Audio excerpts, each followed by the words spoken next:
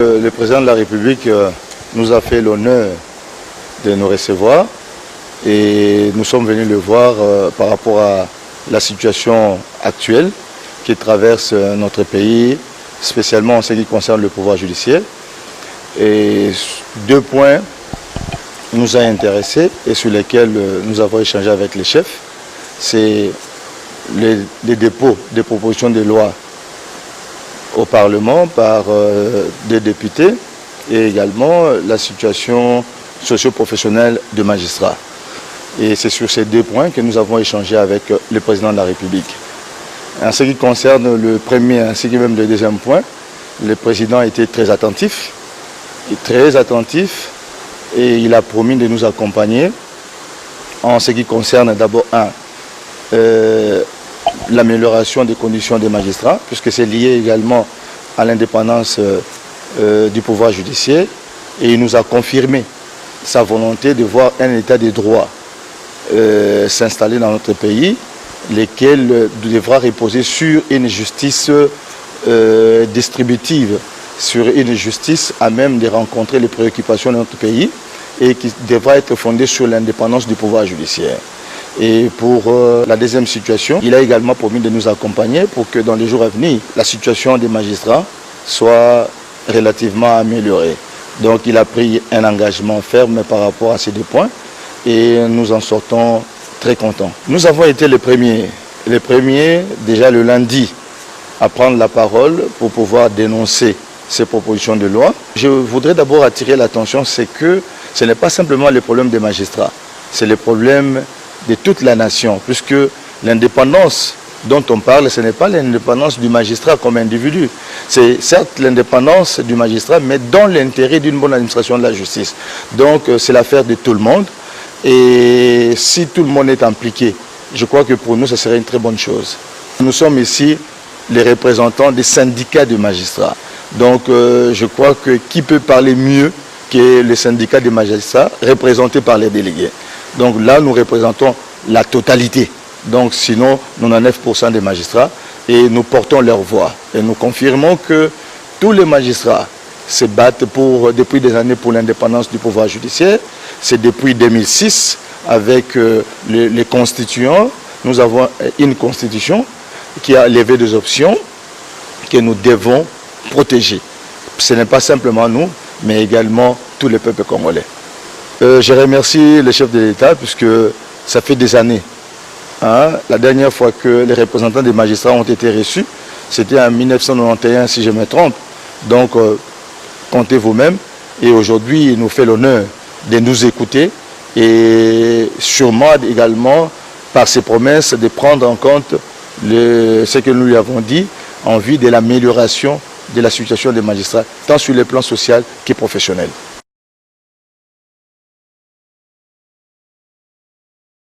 Par vidéoconférence à partir de son cabinet de travail à la Cité de l'Union africaine, le chef de l'État Félix-Antoine Tshisekedi Tshilombo a procédé à l'ouverture de la conférence panafricaine sur le projet Grand Inga et l'hydroélectricité en RDC, conférence à laquelle prennent part le haut représentant de l'Union africaine pour le développement des infrastructures en Afrique, Raila Odinga, et des représentants des partenaires de la RDC et des experts. Dans son allocution d'ouverture des assises, le président de la République a souligné que le projet Grand Inga est porteur de nombreux enjeux et opportunités, non seulement pour la RDC, mais également pour l'Afrique et le monde. La tenue de cette conférence s'inscrit dans le cadre de la coopération régionale en vue d'accélérer l'accès à une énergie durable, propre, abordable et fiable. La RDC abrite le plus grand potentiel hydroélectrique en Afrique et la plus grande concentration d'hydroélectricité sur un site. Les objectifs attendus des réunions techniques de cette conférence sont notamment de présenter les opportunités actuelles et futures du projet Grand Inga et d'autres activités d'investissement dans les secteurs de l'énergie électrique en RDC, ainsi que d'encourager des appels à manifestation d'intérêt de la part des participants pour l'achat de l'énergie à produire au cours des phases subséquentes du projet Grand Inga. Il s'est tenu le vendredi par vidéoconférence la 37e réunion du Conseil des ministres présidée par le chef de l'État Félix Antoine Tshisekedi Tshilombo. La communication du président de la République a porté sur l'exécution de l'accord cadre du 20 mai 2016 entre la RDC et le Saint-Siège, les orientations sur les remises-reprises des entreprises publiques concernées par les dernières nominations et les préoccupations soulevées par la clinique Ngaliema et l'hôpital du Cinquantenaire en rapport avec la prise en charge des cas de la Covid-19. Compte rendu de la 37e réunion du Conseil des ministres. Vendredi 26 juin 2020. C'est en ce jour que s'est tenue par vidéoconférence la 37e réunion du Conseil des ministres sous la présidence de son Excellence M. Félix Antoine Tshisekedi Tshilombo, président de la République, chef de l'État.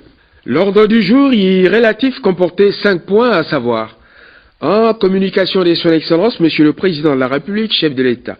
2. Points d'information.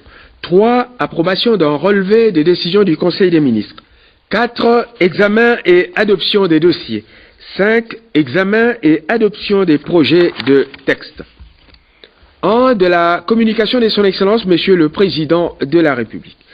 La communication du Président de la République a porté sur 3 points, à savoir primo, l'exécution de l'accord cadre du 20 mai 2016 entre la République démocratique du Congo et le Saint-Siège. Secondo, les orientations concernant la remise et reprise des entreprises publiques concernées par les dernières nominations.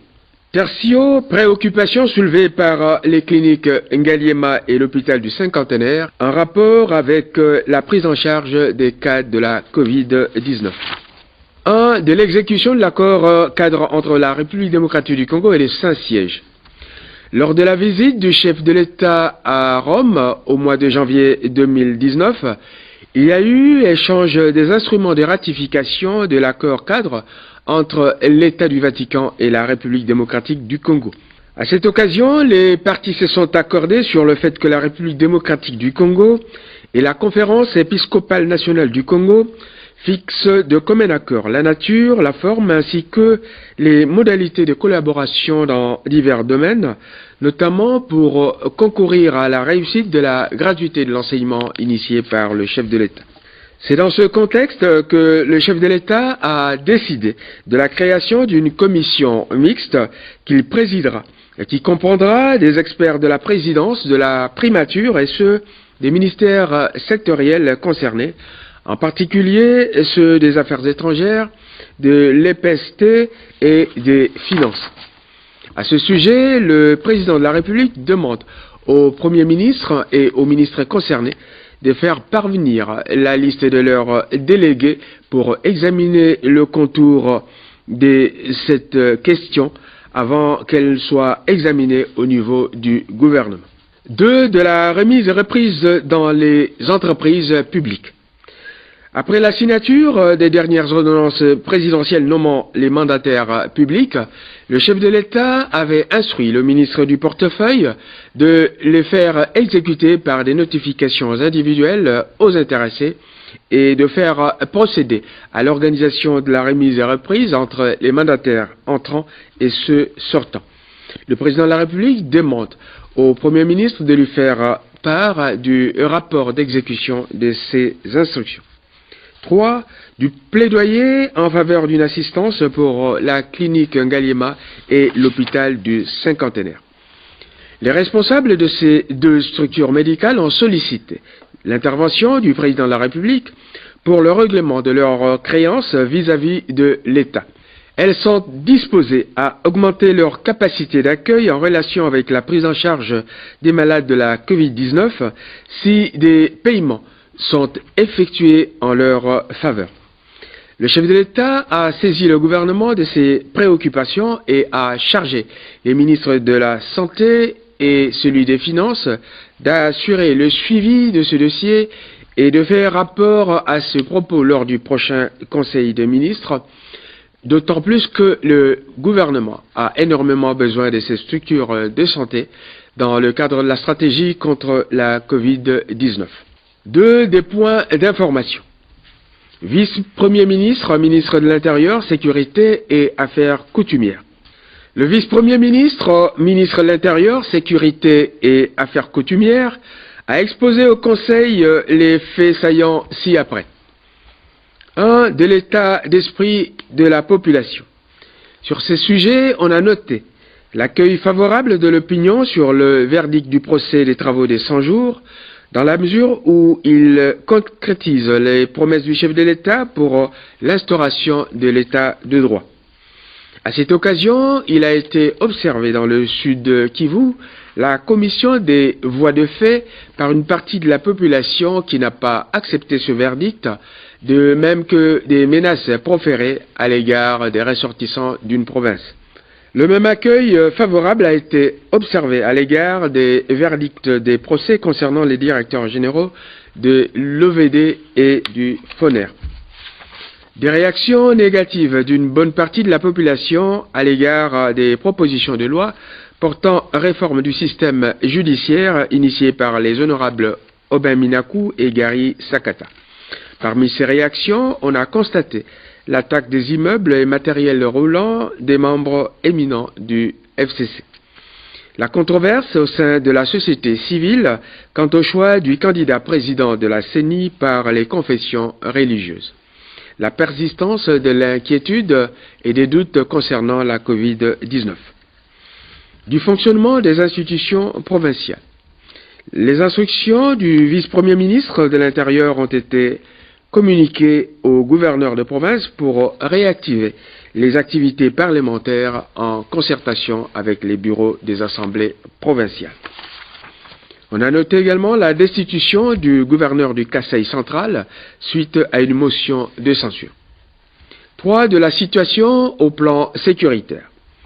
Les FARDC poursuivent leurs opérations militaires à l'est du pays pour anéantir l'activisme de groupes armés. Ainsi, dans l'Ituri, il a été observé des attaques contre les miliciens Lendu Kodeko à Djougou. 4. De la situation au plan social. Il a été constaté une grogne et une menace de grève de la part du personnel de la société de transport Transco pour cause de non-paiement des arriérés de 4 mois de salaire. On a noté également le conflit intercommunautaire entre les Bantous et les Pygmées qui semble s'exacerber. Les forces de défense et de sécurité, de même que la notabilité locale de Moulangué, dans la province du Tanganyika, s'impliquent pour la résolution de ces tensions. 5. Certaines conséquences sociales de la Covid-19. Inquiétude des prestataires à la riposte Covid-19 pour cause d'impaiement des 8 mois de salaire et primes. Cette situation peut affecter négativement la prise en charge des malades. Inquiétude de la population sur l'augmentation des prix des unités de télécommunications. Celle-ci peut impacter négativement les prix des biens sur le marché. Le gouvernement est appelé à sensibiliser les opérateurs de télécommunications au respect des tarifs officiels. Ministre de la Défense nationale et anciens combattants. Situation sécuritaire du pays. Prenant la parole, le ministre délégué auprès du ministre de la Défense en charge des anciens combattants a commencé par informer les membres du Conseil que la situation sécuritaire semble relativement calme en dehors de quelques poches d'insécurité constatées en Ituri et sur les hauts plateaux de Minembwe. Nos forces armées s'activent à neutraliser ces forces négatives. Fait saillant. Il a été noté la résurgence des cas de grand banditisme à Kinshasa et dans le Congo central. Des patrouilles mixtes FARDC police font le bouclage des zones concernées. Dans les territoires de Beni, la traque des terroristes ADF-MTM se poursuit, en particulier à l'occasion du massacre des populations et des attaques contre l'armée et les forces de la MONUSCO. Les militaires recyclés à Kamina ont été évacués vers Goma. La localité de Mikenge, verrou pour atteindre Minembwe, est visée par les combattants du groupe Twirui Guaneho. Les FARDC ont renforcé leur position pour faire face à ces attaques. Les terroristes ADF-MTM, Maï Ira Force et Codeco poursuivent leurs attaques contre les paisibles citoyens. Ils sont traqués avec énergie par nos forces armées. Les incursions des militaires soudanais du SPLA dans le territoire d'Aru se poursuivent. Ils sont poursuivis par des patrouilles FARDC en vue de leur neutralisation. 3. Approbation d'un relevé des décisions du Conseil des ministres. Le relevé des décisions de la 36e réunion du Conseil des ministres du vendredi 19 juin 2020 a été approuvé. 4. Examen et adoption des dossiers. 4 au total. 1. Ministre de la Santé, complété par le coordonnateur du secrétariat technique à la riposte contre la Covid-19. Le ministre de la Santé a exposé sur la situation épidémiologique de la Covid-19 et celle d'Ebola. De la Covid-19. Situation épidémiologique au 24 juin 2020. Depuis le début de l'épidémie déclarée le 10 mars 2020, la situation est celle-ci. Cumul des cas, 6411. Personnes décédées, 142. Personnes guéries, 870. Localisation des provinces touchées. Ce sont les provinces de Kinshasa, Congo central, Haut-Katanga, Sud-Kivu, Nord-Kivu, Chopo, Kwilu, Équateur et Ituri. Les points saillants. Le déconfinement progressif de la commune de Gombe a été fixé au 29 juin 2020, moyennant des recommandations strictes. La province du Haut-Katanga est affectée par la Covid-19. Épidémie à virus Ebola à Mbandaka. Aucun nouveau cas confirmé. Aucun cas de décès parmi les confirmés. Le cumul est de 24 cas, dont 13 cas de décès. Déclaration du ministre de la Santé sur la fin de l'épidémie de la maladie à virus Ebola. Les recommandations formulées précédemment ont été réitérées par le ministre. Ministre d'État, ministre de la Décentralisation et Réformes institutionnelles. Il s'agit du dossier relatif à l'opérationnalisation de la ville de Lumumba-Ville. L'intervention du ministre d'État a porté sur l'opérationnalisation de la ville de Lumumba-Ville. En effet, en exécution des dispositions constitutionnelles et législatives pertinentes, il a été pris de décrets conférant le statut de ville et commune à certaines agglomérations. C'est dans ce contexte que le décret numéro 13/023 a conféré le statut de ville à l'agglomération de Wembonyama sous la dénomination de Lumumba-Ville. Cette nouvelle ville est composée de 2 communes, à savoir celle de Wembonyama, du nom de l'entité où le Premier ministre Patrice Emery Lumumba a passé sa petite enfance, et celle de Ewango, dont fait partie Onawa, le village natal de feu Patrice Emery Lumumba.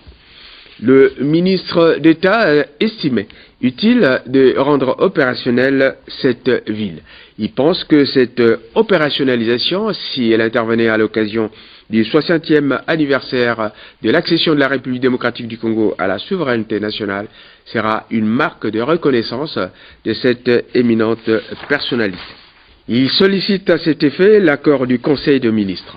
Après des débats passionnés et délibérations, le dossier a été unanimement adopté avec un appui particulier du chef de l'État. Ministre de la fonction publique. Il s'agit du dossier relatif à la participation de la CNSAP au marché des bons et obligations.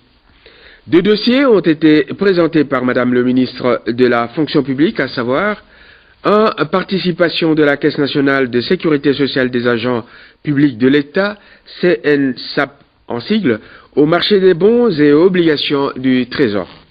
2. La mise en place des organes de gouvernance de la CNSAP.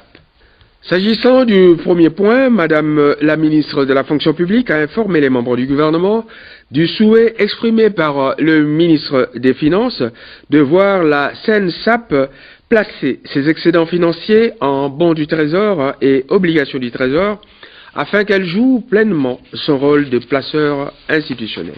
Pour rappel, le seul texte existant en rapport avec la gestion des placements de la SENSAP est un arrêté ministériel de 2018 instituant un comité de placement des excédents financiers, CPF en sigle, au titre de structure de gestion stratégique et tactique du portefeuille de SENSAP. Ce comité est composé de 2 représentants de l'intersyndicale nationale de l'administration publique, INAP en sigle, de 2 de la SENSAP et d'un membre représentant l'autorité de tutelle. À l'issue des réunions tenues récemment par le CPF, il a été retenu que la SENSAP procède aux souscriptions des bons du Trésor et obligations du Trésor pour diversifier son portefeuille. Parmi les recommandations formulées au ministre des tutelles à cette occasion, figurait celle d'accorder à la SENSAP une dérogation spéciale pour lui permettre d'investir dans les bons du Trésor et les obligations du Trésor pendant cette période transitoire. Madame la ministre de la fonction publique a sollicité du Conseil des ministres l'autorisation de modifier l'arrêté numéro 29/ME/MIN-FP/2018 du 16 mars 2018 pour donner à la SENSAP la possibilité de participer au marché des titres publics et de jouer ainsi son rôle d'investisseur institutionnel. Après débats et délibérations, le Conseil a adopté ce dossier. À propos du second point, il a été constaté que la SENSAP fonctionne sans organe attitré. Il est donc impérieux, d'après Madame la ministre de la fonction publique, d'accélérer la mise en place des organes de gouvernance au sein de la SENSAP. Après débats et délibérations, le Conseil a adopté ce dossier. Ministre des Finances. Calendrier pour la mise en vigueur des accords des projets Banque mondiale. Le traitement de ce dossier a été reporté à la prochaine réunion du Conseil des ministres. Examen et adoption des projets de texte. 1. Vice-premier ministre, ministre de la Justice et garde des Sceaux.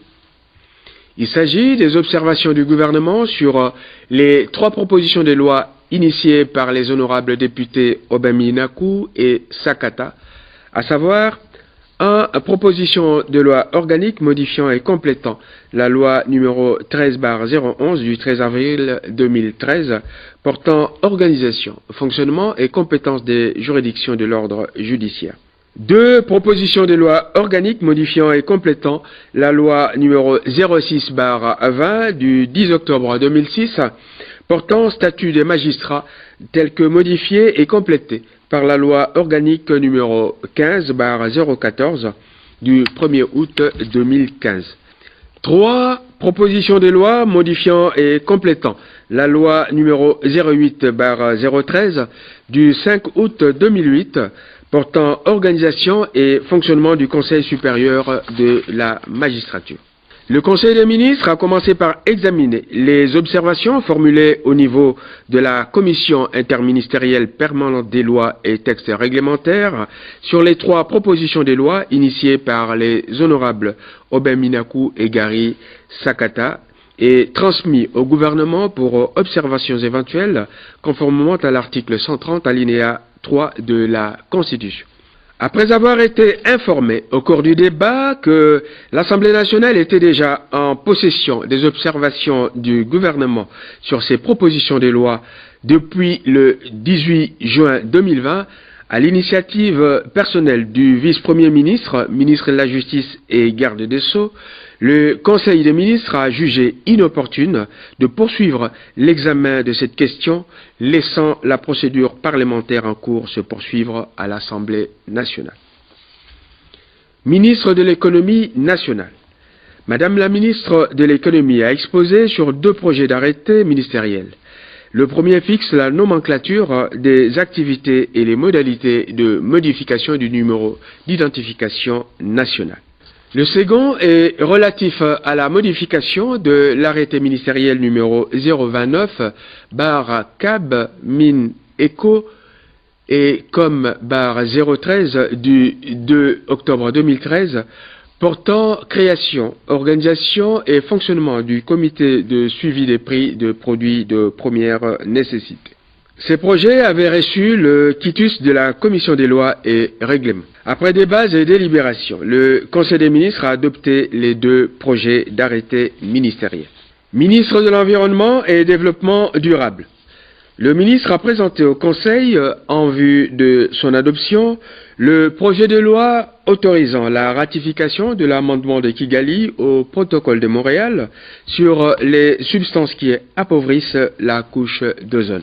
Il avait été rappelé que ce projet était déjà adopté le 15 janvier 2018 en Conseil des ministres, mais attendait sa transmission au Parlement pour examen et adoption. Ce projet a du reste fait l'objet d'un avis favorable de la Commission secteur productif, équipement et reconstruction. Après débat et délibération, le Conseil des ministres a décidé de la transmission de ce projet au Parlement en vue de son examen à l'occasion de la session en cours. Commencée à 9h20, la réunion du Conseil des ministres s'est terminée à 17h. Je vous remercie. Africa cool, et abena cool, Africa cool, abena cool, le quoi cool matopi, cool. Chaîne Nabiso Africa cool. En tout cas, les chaînes y a bien. Et puis vous êtes très rapide. Ils sont très rapides. Les chaînes moko, bako ça a bien confiance. En tout cas, nazo senga na bato oyo nanu ba souscrire te bazwa. Donc, ils ont vraiment neti oyo balobaka ke boka lelo, lamba lelo, lia lelo. Donc, ils ont kitoko na sepeli na bino, na sengi na bato nyonso, bo souscrire ebele boko zala desute. Africa Cool Télévision izo landama koleka banungu nungwa bato na katamboka kungu.